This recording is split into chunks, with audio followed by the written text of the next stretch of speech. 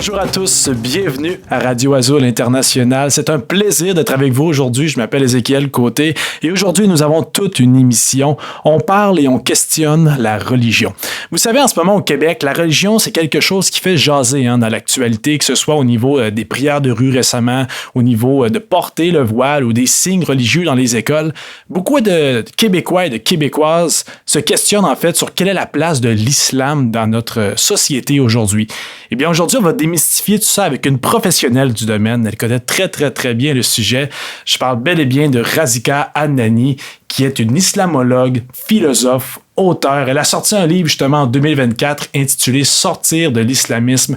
Razika, bonjour. Bonjour, merci pour votre invitation. Merci à vous d'être là, c'est un réel plaisir. Je vous pose la question, Razika, comment on fait pour sortir de l'islamisme? Alors, pour sortir de l'islamisme, cela doit se faire, pour moi, en tout cas, moi, comme je le pense, ça doit se faire par le moyen de la connaissance avant tout.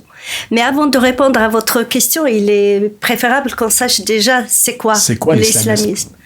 Parce que le terme islamisme, quand il a été créé au XVIIIe siècle, il désignait tout simplement la religion musulmane.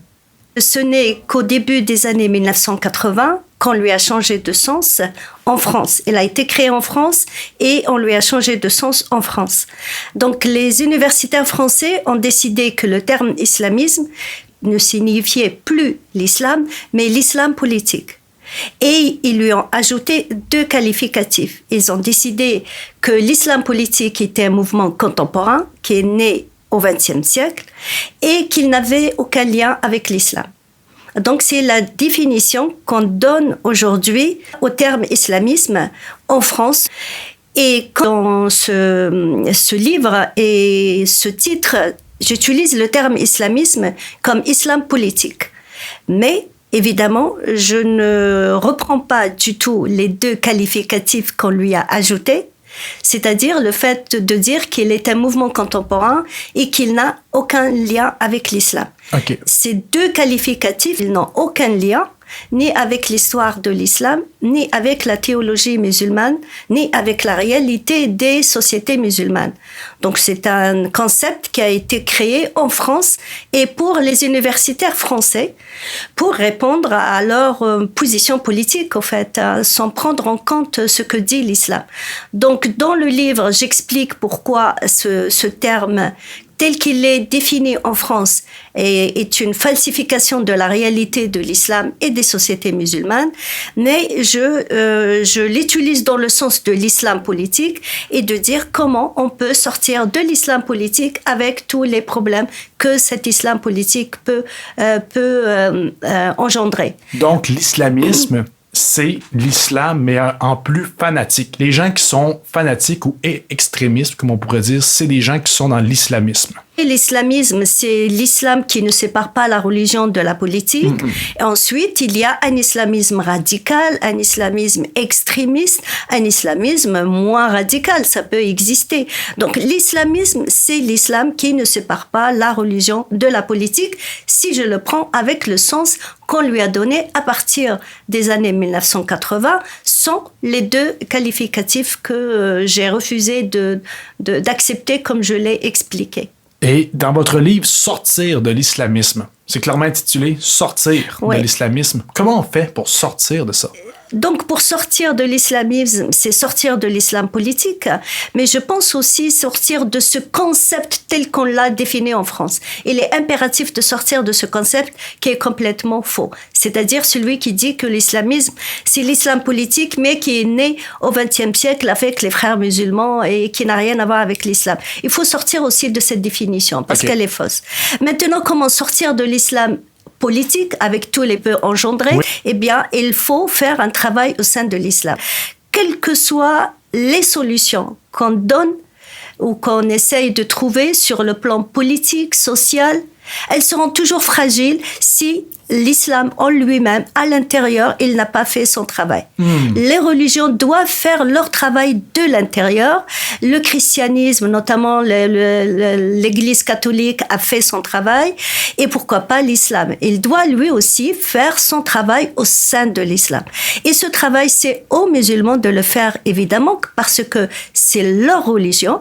Ce que je demande aux autres, c'est de ne pas créer des obstacles qui empêchent les musulmans d'aller vers ce travail. De faire le travail. Ce concept de l'islamisme, qui est un obstacle, qui rentre dans les obstacles qui ont empêché la réforme de l'islam de se faire, ce travail de se faire, parce qu'il a commencé à se faire ce travail au sein de l'islam au début du XXe siècle dans les pays musulmans. Cette réforme de l'islam a échoué à cause de la riposte des conservateurs, et en Occident, je dis que ce concept tel qu'il a été et forgé en France a participé à l'échec de cette réforme de l'islam. Et il y existe des gens qui sont contents d'être dans l'islamisme, qui sont contents d'être du côté politique de la religion. Est-ce que vous croyez à ça, vous, qu'il y a des gens qui sont bien là-dedans? Est-ce qu'il y a des gens qui sont contents d'être dans l'islam politique, c'est ça? Évidemment, l'islam politique est un moyen pour faire de la politique et pour arriver au pouvoir. Donc, il y a des gens qui sont plus dans la politique que dans la religion. Il y a d'autres qui sont dans la religion sans la séparer de la politique. Je parle de l'islam. Il y a ceux, je pense, qui sont rares aujourd'hui, qui essayent de rester dans le domaine spirituel seulement. Ceux qui utilisent la religion dans le domaine politique, oui, il y en a beaucoup même, dans les sociétés musulmanes et en Occident. Mais du côté des femmes, vous en parlez justement dans votre livre, ça, vous n'y croyez pas vraiment que des femmes sont heureuses là-dedans. C'est plus, ils sont soumises. Les femmes font partie de la société. Donc, quand il y a un mouvement ou une idée qui domine dans une société, les femmes, elles sont touchées de la même manière. Donc, aujourd'hui, si on regarde vers les sociétés musulmanes ou les communautés musulmanes où il y a un retour au conservatisme religieux, évidemment, les femmes sont directement touchées par ce phénomène. Elles sont davantage touchées parce qu'elles sont plus ciblées par les islamistes, ceux qui ne veulent pas séparer l'islam de sa dimension politique. Elles sont plus ciblées car ils les utilisent. L'islamisme est un patriarcat. Il ne peut pas exister sans soumettre les femmes. Donc, il a besoin de soumettre les femmes pour exister. Et il a besoin de soumettre les femmes pour soumettre les hommes. C'est ce que je dis dans l'ouvrage. C'est une très belle phrase. Vous dites en fait que les hommes sont soumis sans le savoir. En fait, en soumettant les femmes, les hommes sont soumis aussi. Qu'est-ce que vous voulez dire par là? Les hommes acceptent de se soumettre parce que dans l'islam politique, eux aussi, ils perdent leur liberté. Mais ils acceptent, étant donné que l'islam politique, il fait d'eux les maîtres des femmes. Donc, en quelque sorte, ils ont une contrepartie à leur soumission. C'est celle de la soumission des femmes aux hommes. C'est ce que je dis dans l'ouvrage, même s'il perd toute sa liberté dehors, liberté politique, morale, sociale, mais quand il rentre à la maison, il est le maître, donc ça le console. C'est consoler l'homme de la perte de sa liberté en étant le maître de la femme. C'est de très belles paroles, ce que vous dites en ce moment. Pour vrai, c'est même nous ici, en tant que gens qui habitent dans l'Occident, c'est des paroles que parfois, on peut dire, mais on a toujours peur. On marche comme sur des œufs en ayant peur de se faire critiquer ou de se faire insulter parfois. Vous avez, vous prenez la parole en sortant des œuvres comme ça, en sortant des livres. Est-ce que des fois, vous craignez pour votre sécurité?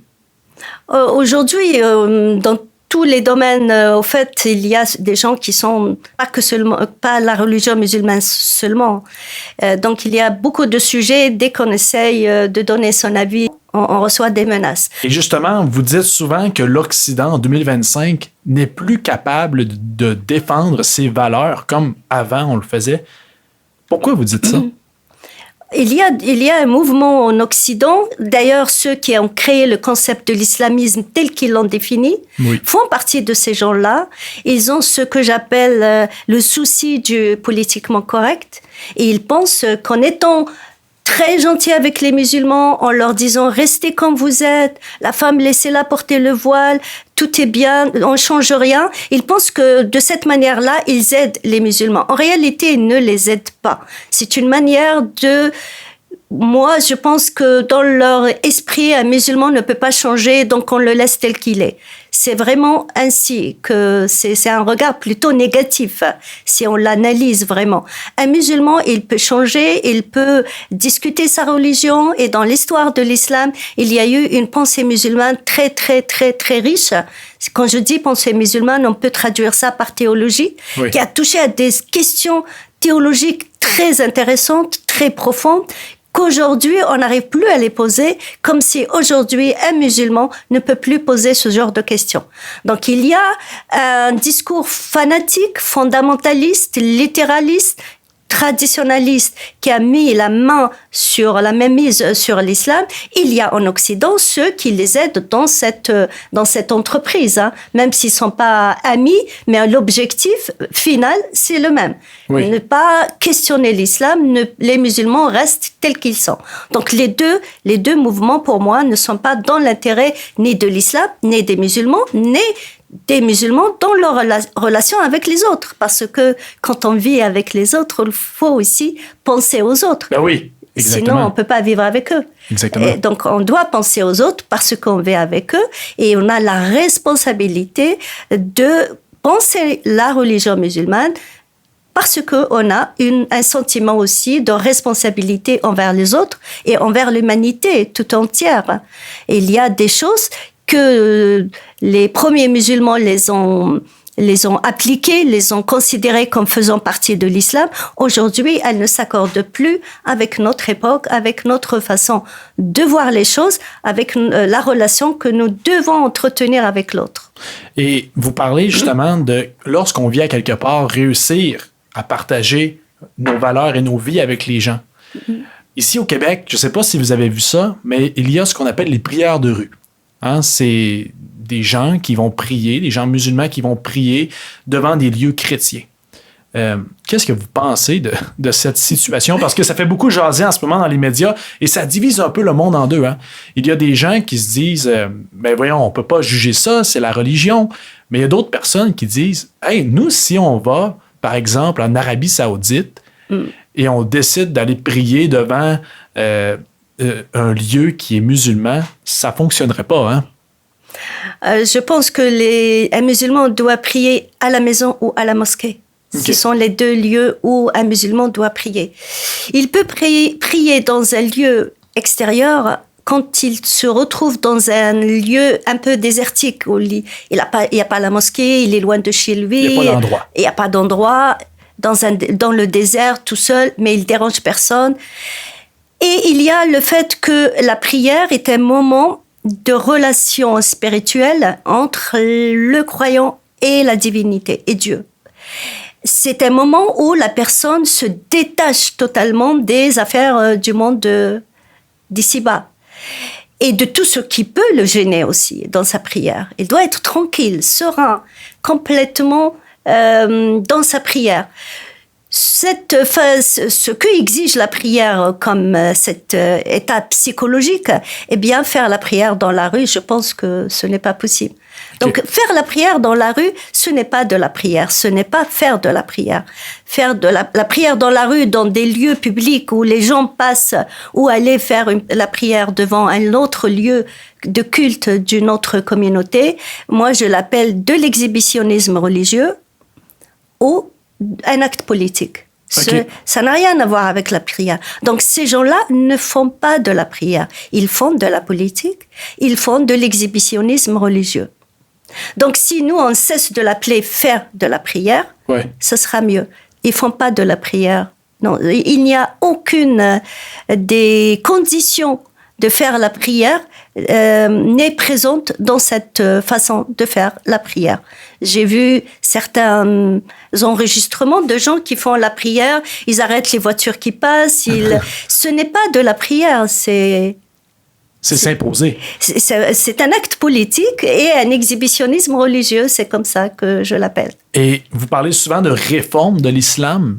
Ça pourrait être pensez-vous que ça pourrait être une façon de fonctionner, de réformer l'islam pour arrêter justement des actes comme les prières de rue?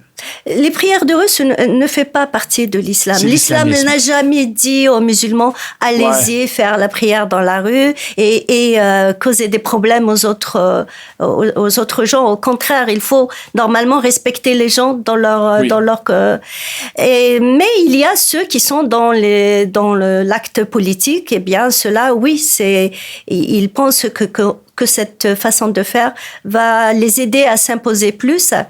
Et moi, je parle de la réforme de l'islam déjà il y a plusieurs années maintenant. Est-ce que cette réforme est nécessaire? Est-ce qu'elle est possible? Comment elle doit se faire? Évidemment, elle est nécessaire. Est-ce que c'est possible? Elle est nécessaire d'abord parce que quand on parle de l'islam, ce n'est pas que le Coran. Mm-hmm. Le Coran, lui seul, ne constitue pas l'islam. Okay. C'est le livre fondateur de l'islam. À partir du Coran, les musulmans ont construit plein de choses. Les commentaires, le droit, la théologie, la méthodologie qu'ils ont utilisée. Donc, ils ont fait tout ce travail que j'appelle le travail fait autour du Coran. Donc, il y a eu tout ce travail qui a été fait par les musulmans. Les musulmans des premiers siècles de l'islam. Et selon leur compréhension des textes, selon leur culture, selon leur valeurs psychologiques, valeurs morales, c'était tout à fait normal. Un commentateur est un être humain qui est ancré dans son époque, dans sa société. Aujourd'hui, on est au XXIe siècle. Vous pensez les musulmans doivent encore suivre la lecture et le travail des hommes qui a été fait il y a des siècles? C'est là où se pose le problème. Oui. Le conservatisme, le traditionnalisme refusent de refaire ce travail. Alors qu'il doit être refait, il a commencé à être refait par beaucoup d'intellectuels musulmans. Il y a évidemment de la résistance de la part des conservateurs, mais on ne peut pas dire qu'il ne peut pas se faire, car on ne peut pas dire qu'un travail qui a été fait par l'être humain ne peut pas être refait par l'être humain. Sauf si l'être humain lui-même devient égal à Dieu. Sauf si l'être humain, le travail qu'il a fait, est un travail parfait, est un travail sacré, mais dans ce cas, on se contredit avec la religion elle-même. Oui.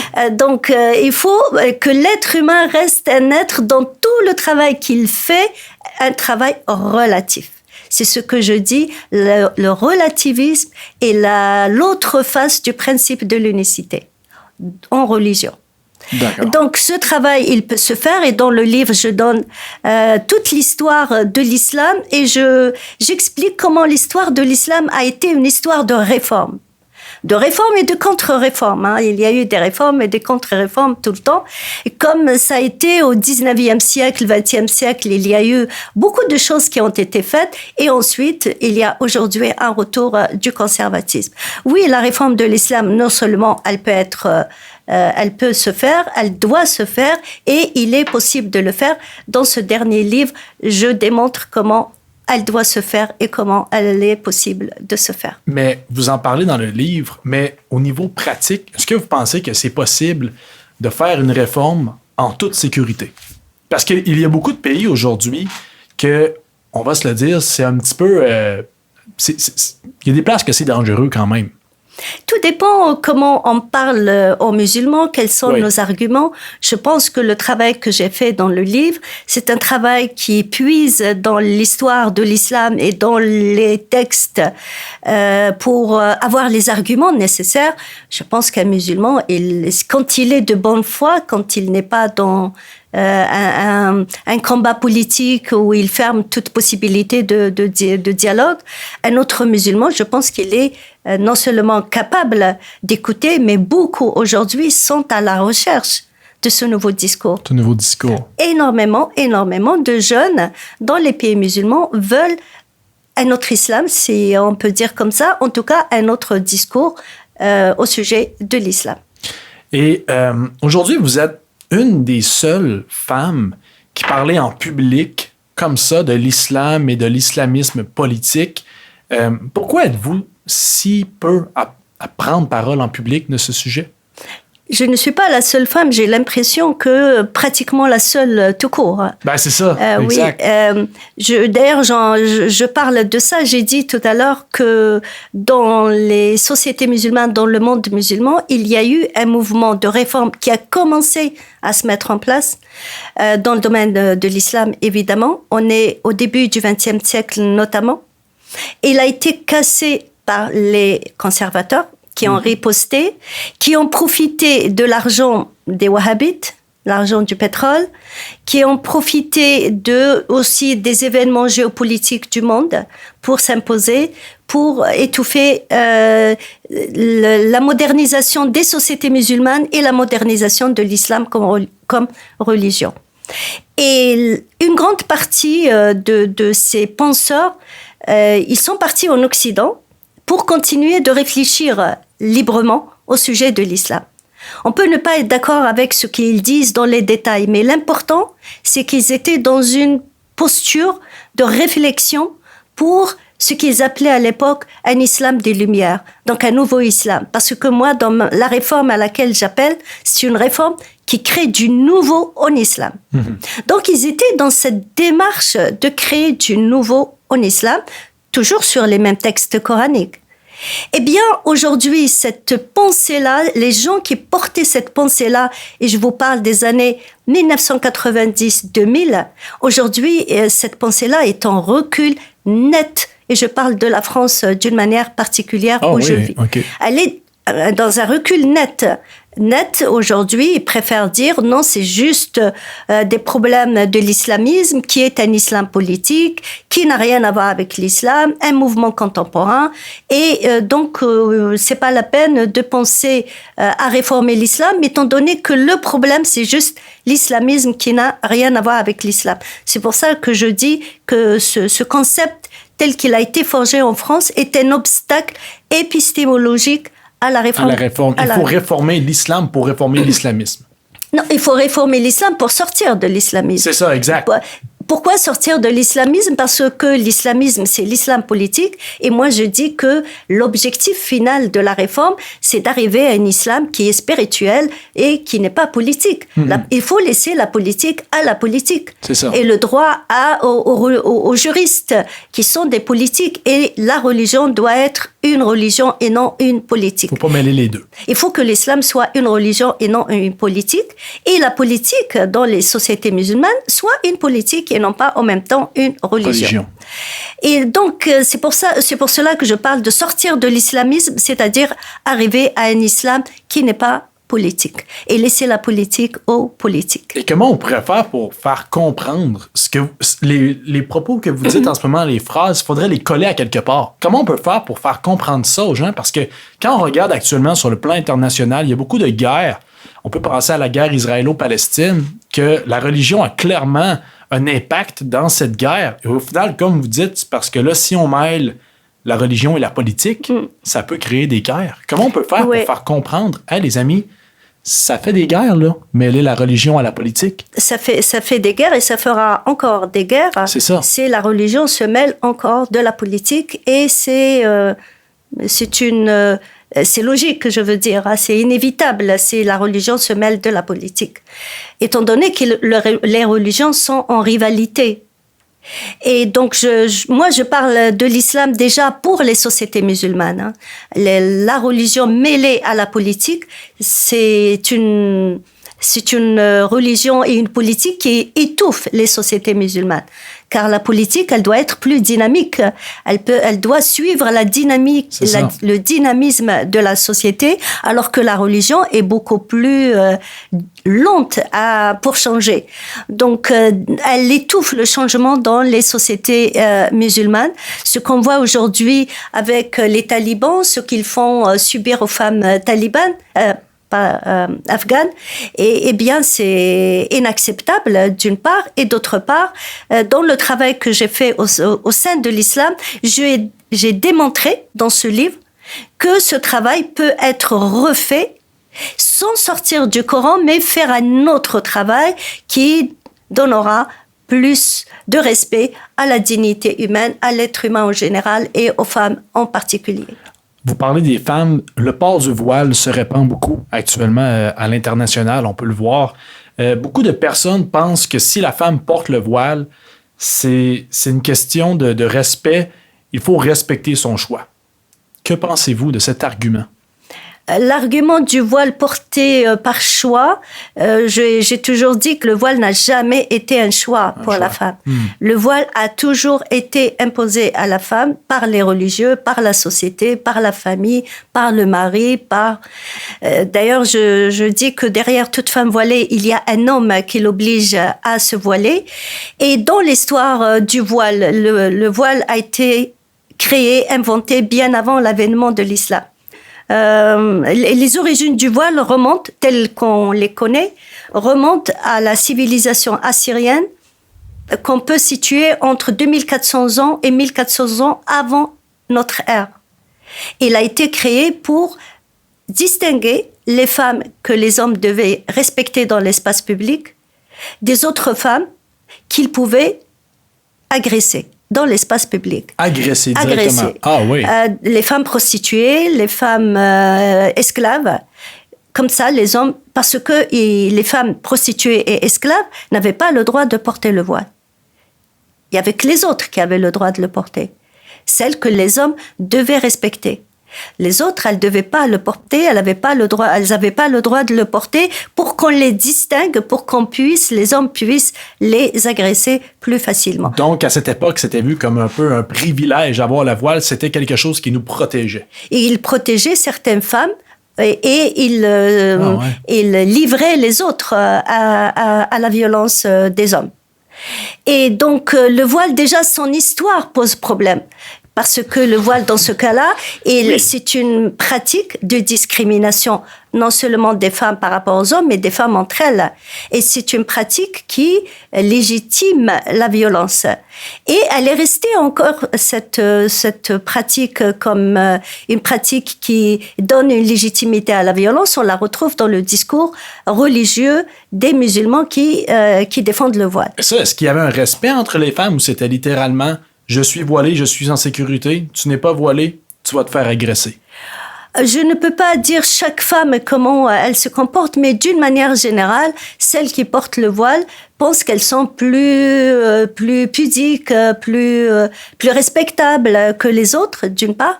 Et d'autre part, moi, dans mes travaux, je parle surtout du voile et l'image qu'il donne de l'homme. La femme qui porte le voile, elle porte le voile parce qu'elle pense aussi que l'homme n'est pas capable de maîtriser ses instincts devant son corps. Donc, elle doit le protéger pour se protéger de l'homme qui, lui, est incapable de maîtriser son instinct. C'est ce que je dis dans mon ouvrage. Ce discours est un discours qui déshumanise l'homme et qui le déresponsabilise. Et un homme déshumanisé, déresponsabilisé, il ne peut pas avoir un comportement acceptable au sein de la société.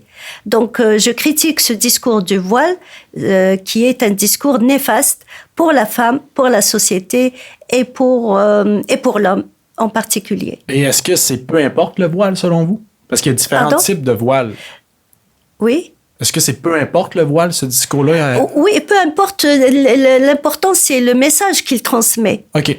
Ce qu'il dit et pourquoi je le porte.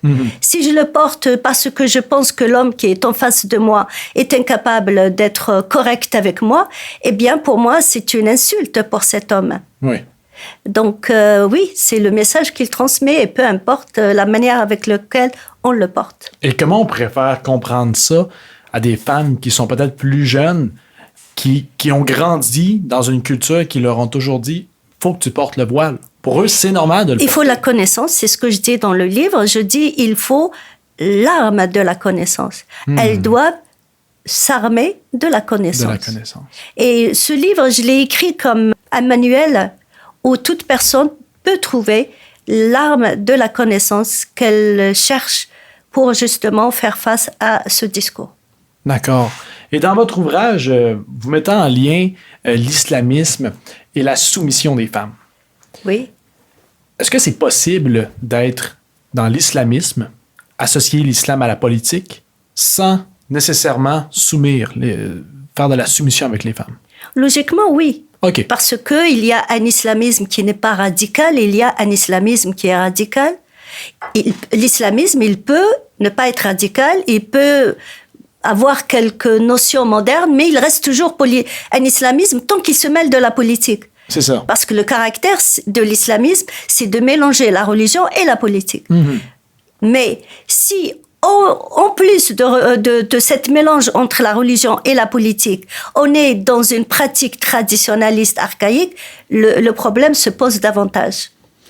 Et pensez-vous que c'est possible de mêler la laïcité et l'islamisme? La laïcité, par principe, non. Non? La laïcité, c'est la séparation de la religion et la politique. Mais ils peuvent pas cohabiter ensemble? Je ne vois pas comment cohabiter. Soit on vit ensemble, soit on forme deux sociétés différentes. OK, ouais.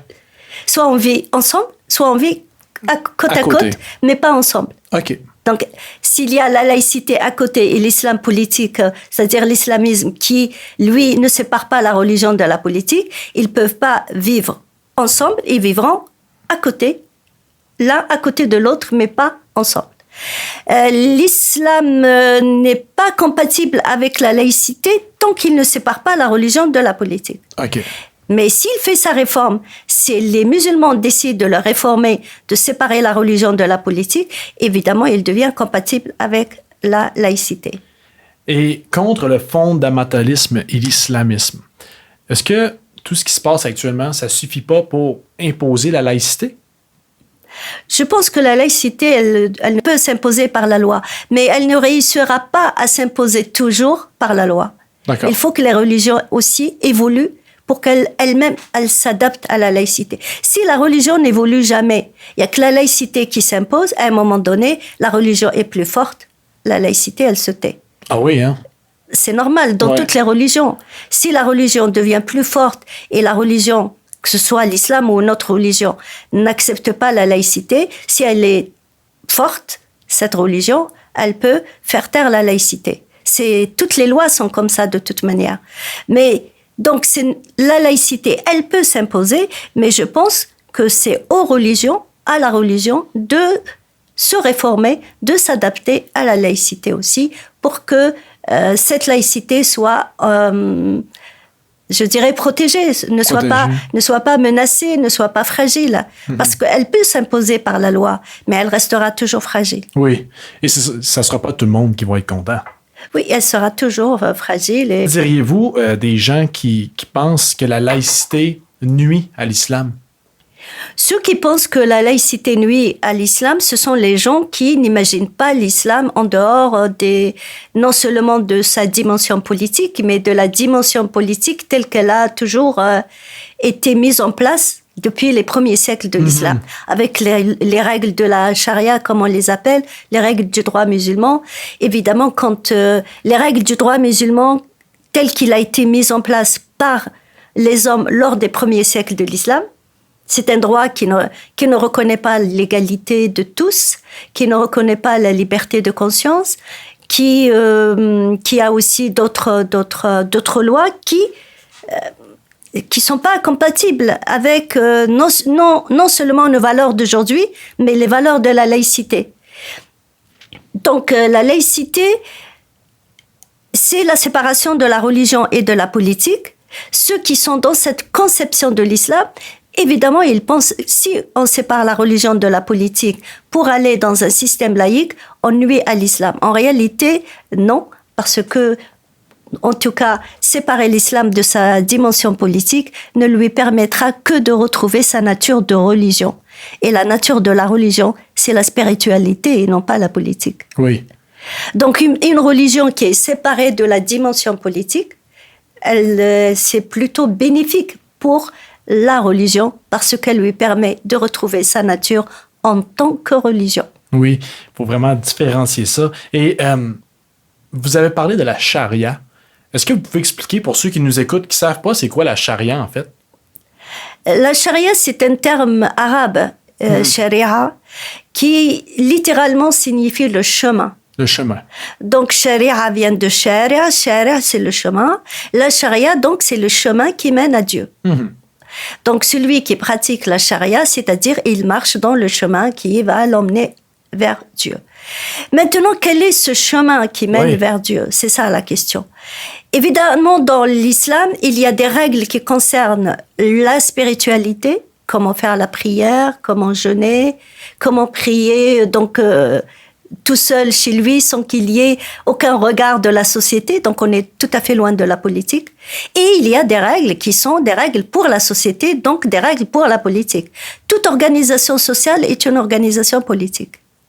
Donc la charia telle qu'elle a été mise en place par les musulmans et telle qu'elle a été définie par les musulmans lors des premiers siècles de l'islam, elle comporte toutes les règles spirituelles et juridiques de l'islam.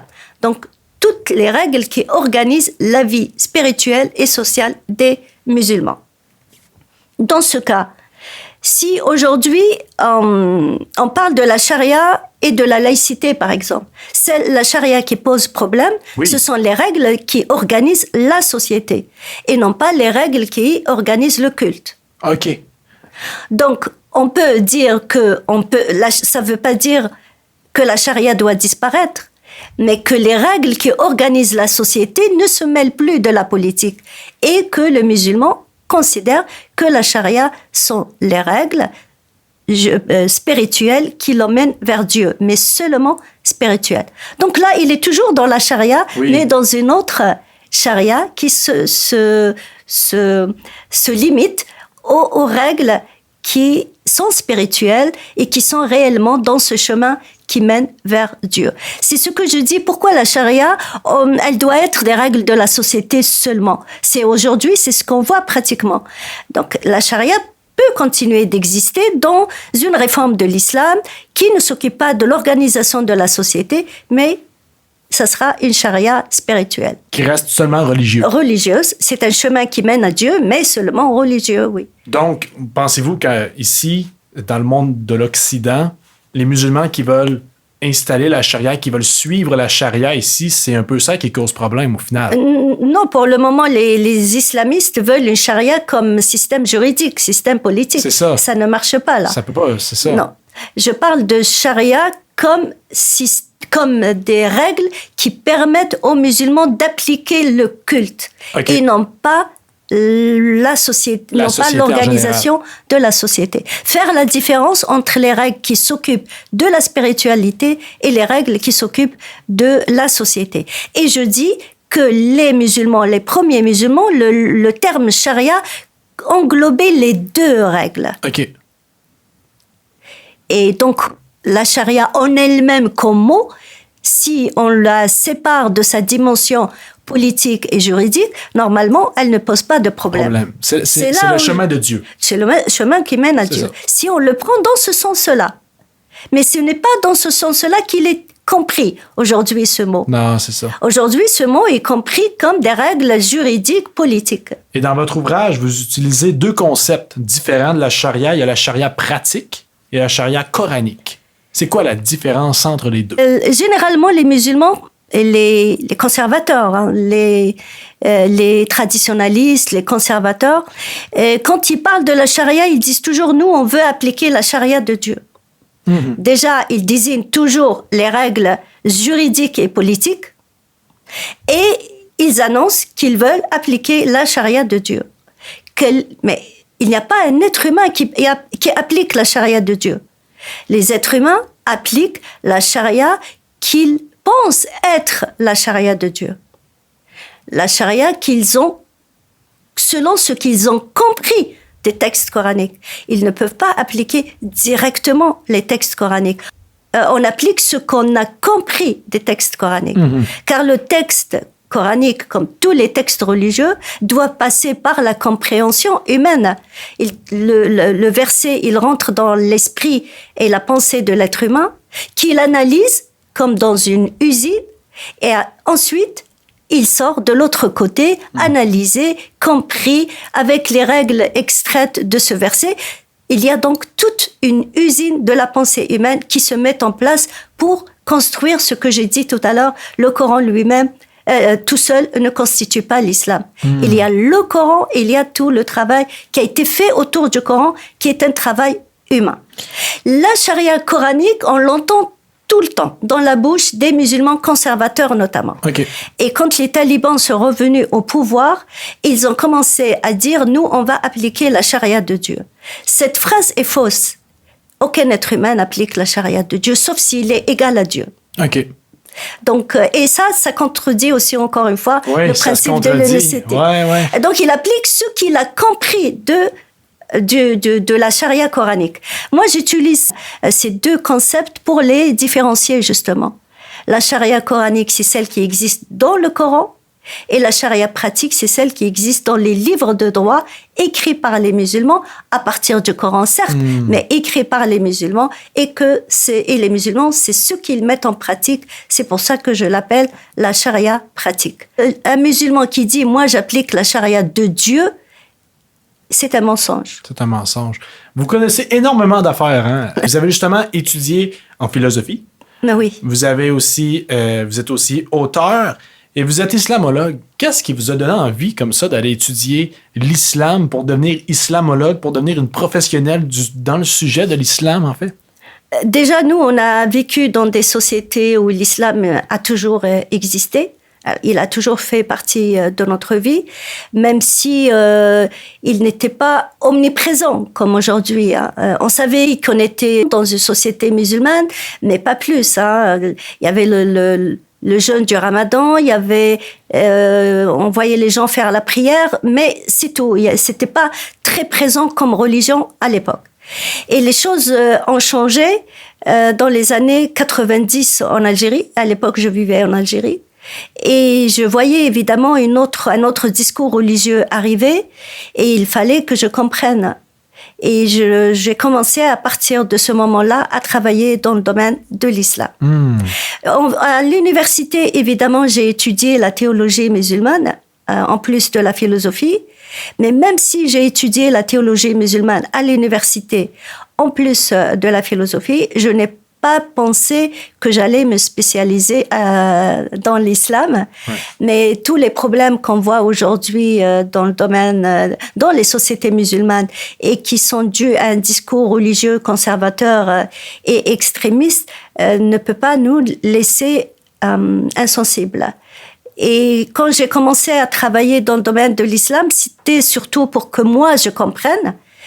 Après, j'ai décidé de partager mes connaissances avec les autres en écrivant des livres et des articles. Justement, en écrivant des livres, ça prend beaucoup de connaissances. Comme vous les avez, ces connaissances-là, vous avez pu écrire des livres. Ici, on en a 3 avec nous. Nous avons le fameux Sortir de l'islamisme, sorti en 2024.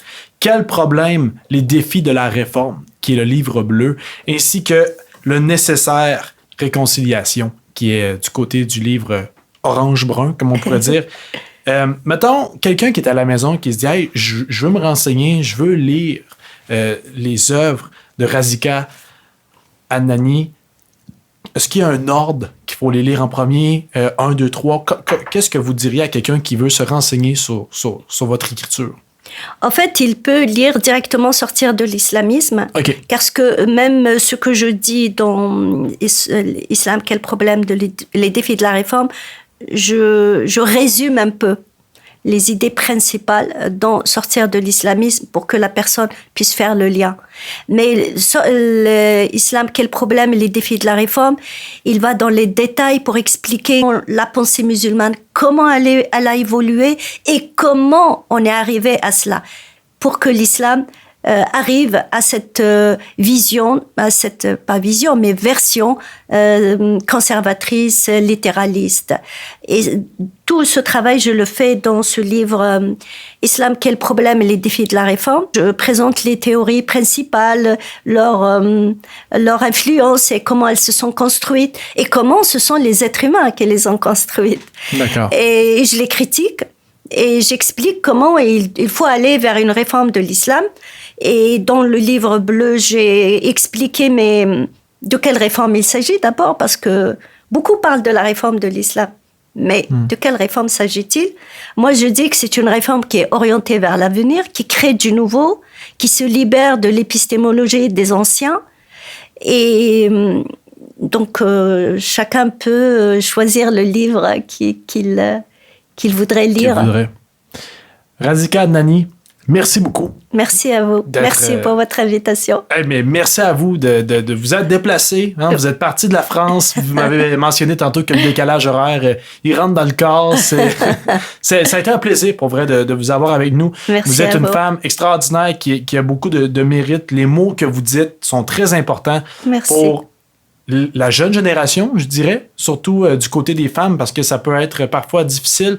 Qu'est-ce que vous pourriez dire à la caméra à une jeune femme ou un jeune homme même qui se sent prisonnier dans cette religion-là, qui aimerait peut-être quitter l'islamisme ou ne sait pas comment en fait faire?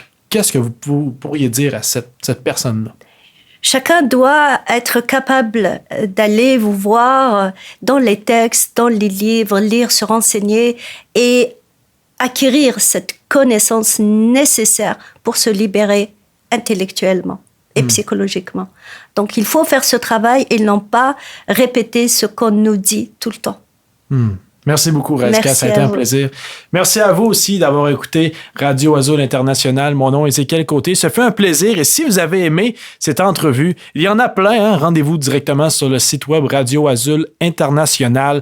Il y en a plein. Les réseaux sociaux aussi. Allez, regardez ça. On continue d'être sur les réseaux, que ce soit TikTok, Facebook ou Instagram. Radio Azul International. On est là. Ce fut un plaisir. On se dit à la prochaine. Au revoir.